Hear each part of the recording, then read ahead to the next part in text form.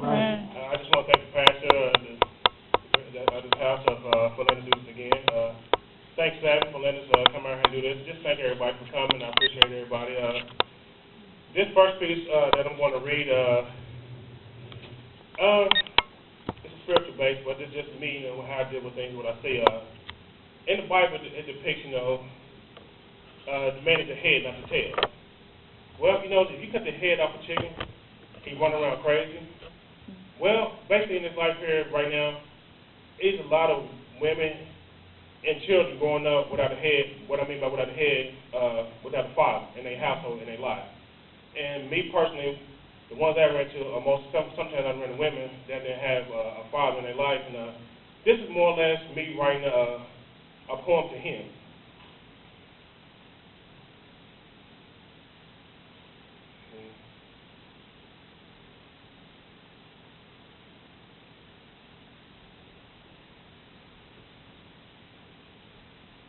I gotta go to it.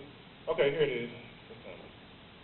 Excuse me, sir, but I didn't mean to choke your daughter, but she was way out of order.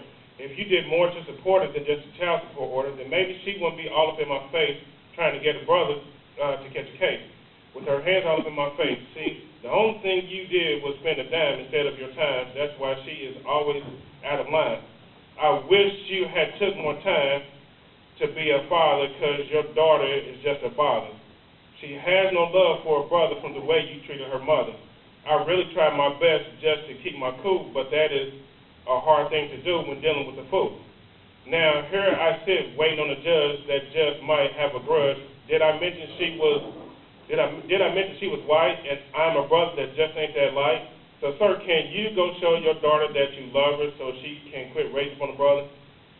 That's that piece. Now, let me explain that piece.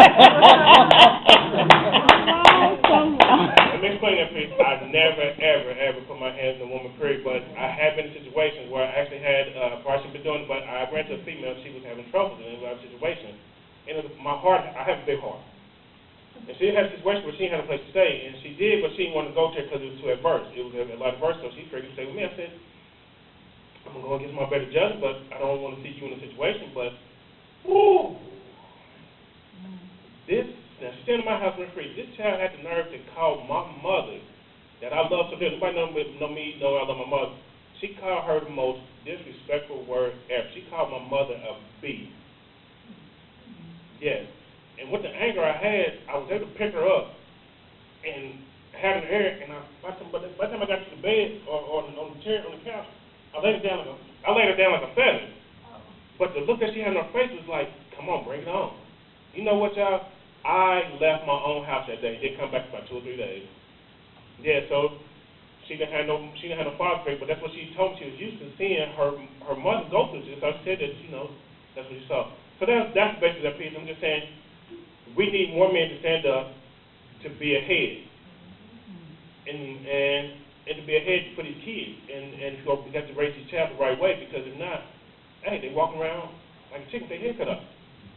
And they want to raise one, but you have to realize, I'll be done with this short piece now. I just want to tell you, it's just like me. I'm a big guy. But if I was hungry and on a deserted island and I'm starving, and I see this big old deer, and I got fire already brewing, but as I'm about to approach that deer, I see a bear, a big old polar bear, already beat me to it. I'd be a fool to run up on the bear and try to take it from me. That's that piece.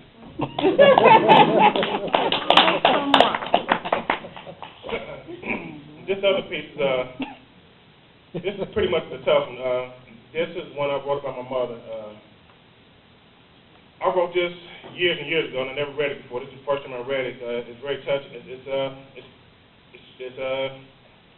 You'll hear it, but it's amazing how beautiful she was and what she went through and what she had to go through. And I wish I could have did more, but I did the best I could. This poem will explain everything, and it's called A Wish. Because my mother was going through a whole lot, and I was just like, I can't do that. I can do this. So, more or less, the poem was A Wish. It's called A Wish. For a long time, I thought, have you ever fought a fight you knew that you knew you cannot fight? The problem you are having, I wish I could solve. I wish they were like an apple surfer I will add water to them for them to dissolve. It would be great if they will all disappear, then maybe your help would reappear. It seems to me that I'm the one who sees you hurting, or is it because they're scared to look behind the curtain? It would be great if I could take away your pain. Since I can't, I would do what I can to help you maintain. For all that you have done, all should be well, hon. If one knew your story, they would be full of amaze. All the hard work she had done, I wish there was a phrase. And waking up to cooking breakfast, lunch, and dinner, my mom surely isn't winning. For what she is going through can't be understood, especially after all that good food. See, I'm talking about meals that last for days, like respect, manners, the Bible days. I know she deserves to eat from a great dish. Since she can't, all I can do is wish. That's that piece.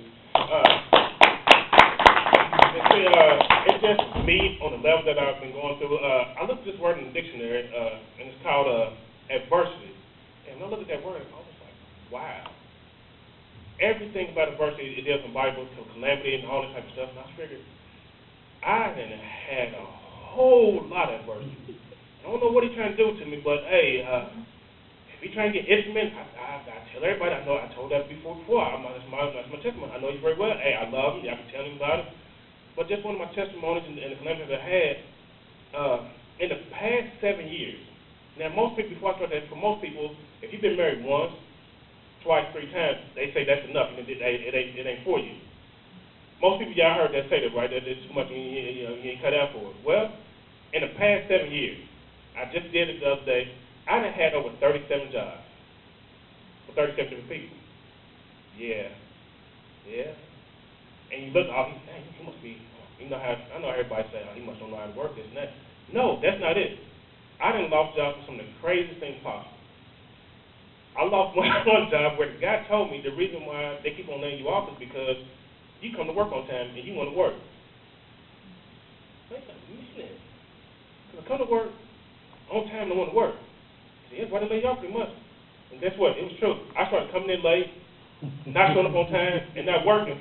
I didn't get laid off because I did construction work. I didn't get laid off like a good 9 months straight. I said, are you serious? And then the other situations, just stuff just like, this job just recently I just had working for this service, RPM. It was a registered contractor. I know I shouldn't have took that job in the first place. You working with hardware tools and working with all this dangerous stuff, and he said he don't have no workers' comp. But, then there's money. I need the money. So I said, you know what? I can work around it. Man, what can I tell you? Money's not that serious. It is. You just need to pay your bills and get through. But risking your life, I almost fell through a ceiling. I didn't know the dexterity or the power of a nail gun. And I had this 2x4, and I had my hand, look, my hand was spread this way, and I shot the nail, and the nail went straight through my hand. That should have been a sign right there. Quit it. Money good. I'll make it around to that one. I get through it. Next thing I know, same day, I'm working with the nail gun. Maybe I held two. My fault. You know what I mean? I have to be more careful. I was leaning this way, and I shot the nail with the nail gun. This thing shot through the board and went past my face. Still wasn't good enough. I still stayed there. Hey, the money was good, y'all. It was good. 37 jobs. What I was gonna get out of. I was gonna have to build a house and do all this, this good stuff. It's working. And then last but not least, this guy had nerve where the bathroom broke down. The bathroom broke down. I can use the bathroom. We ain't got no bathroom to use. So this bathroom like 15 minutes away. He's like, well, you gotta go down there and use it. Well, pay that. He told me about it. I thought it was just a joke. He said, I'm docking you on your pay, for going to take him to the bathroom. I ain't paying no attention. Yes, docking my pay, writing it down, Ain't nobody that retarded to do nothing like that, I get my paycheck, it had on there about maybe, hour and a half, 2 hours for going to use the bathroom. I should have quit there. That won't get me done. The money. And then, now this house I was working on, it's probably what, about maybe an old house. You can tell the drywall was brittle and everything, this and that. This rascal got me working about the bathroom, where, you know, there's moisture, number moisture in there. You know, working on top, you know, cleaning that part of the insulation. I said, stay on the rascal, be careful. Good, you know, I got this, the money good, you need the money. I'm up there. I made one small miscalculation, and the drywall gave way. Instead of worrying about me and my health and well-being, this fool, he went off on me. I said, man, that drywall cost like $12 a fix. I could have broken my back. I don't care. I should have quit there. I still stayed there. And then it came down to it. It got so bad. He wanted to die. He wanted to cut my pay for making a certain amount to go to another point. He told me more or less he don't want to hear a peep out of me. Just want me to work. Yeah, just. I know. Then eventually, but that's adversity. And then on top of that, but you got to realize adversity, and then about the adversity is everywhere throughout the Bible. And one of the main things about adversity, what I found about the Bible, y'all know y'all heard the story many times, many moons, about Moses, you know, sticking up staff, parting the Red Sea. Well, what I was thinking about the other day, how it came about was they were trying to get free from Pharaoh, and they was on their walk. You know what I mean? Where they came to an adverse situation, like how we gonna make it through here.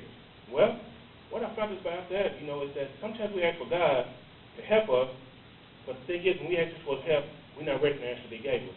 Because I'm just trying to tell you, anybody not swim out here? Raise your hand. Anybody not swim?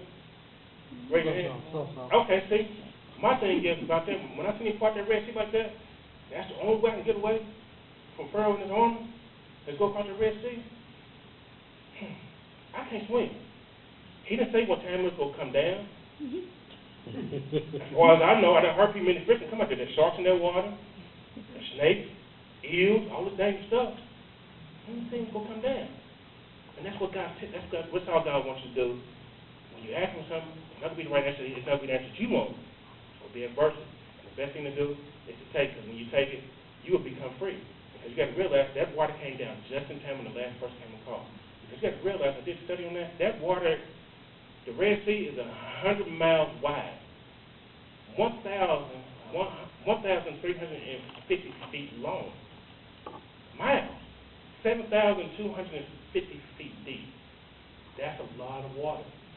And since I knew y'all could swim, I guarantee I'd been right by your side. I wouldn't. If that water would have came down, we don't sit the fight. I got you by your neck. We all going. I can't swim. That's the surface way. I can't swim. I know what I got to go through. Some more to continue to.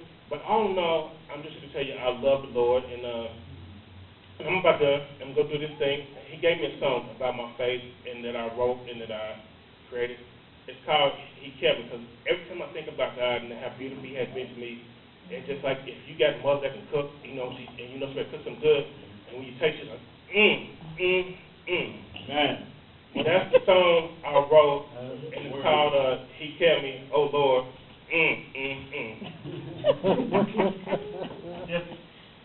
Oh, Paul. I know.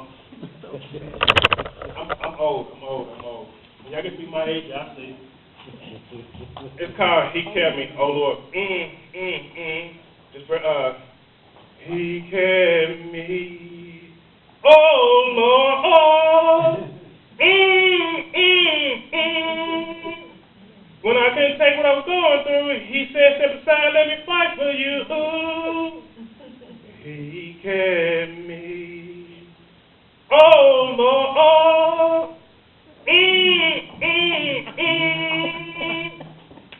When the world wants to do me harm, in front of it, He places on. He kept me. Oh, Lord.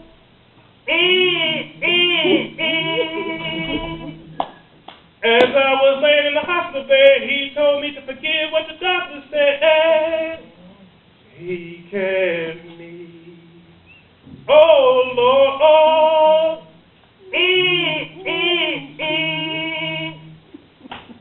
Even when I was at my Lord, it didn't no one take time to notice.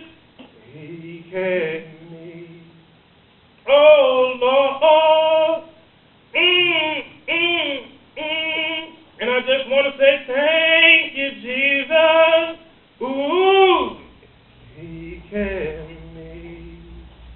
that's that picture. I thank you. All right.